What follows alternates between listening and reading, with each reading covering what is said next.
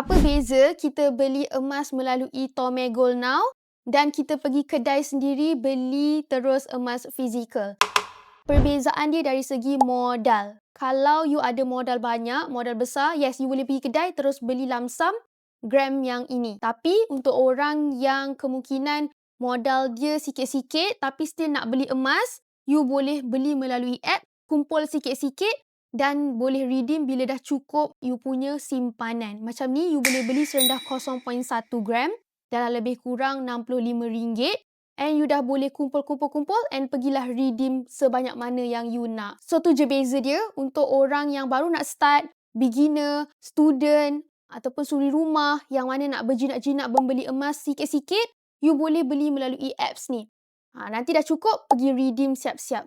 Ni pun daripada Tome. Tome adalah jewelry company yang ada dekat dalam mall-mall tu. Sekarang ni dia launch satu apps nama dia Tome Gold Now. This apps memang under Tome Group. So you tak payahlah risau takut ni daripada company mana. Because it's under jewelry company sendiri. Untuk siapa-siapa yang nak bermula dengan Tome Gold Now, daftar percuma. Wajib isi referral code ni. Dan boleh join group public ni untuk sebarang info. Untuk orang yang memang ada capital nak beli jewelry, yes, you boleh je beli kat mana-mana yang memang dah ada physical gold. This is another option untuk orang yang dia suka beli on the go. Dia tahu harga turun tapi dia tak ada kesempatan nak pergi kedai. So, dia boleh terus lock harga dekat apps ni sendiri. Until then, bye annyeong!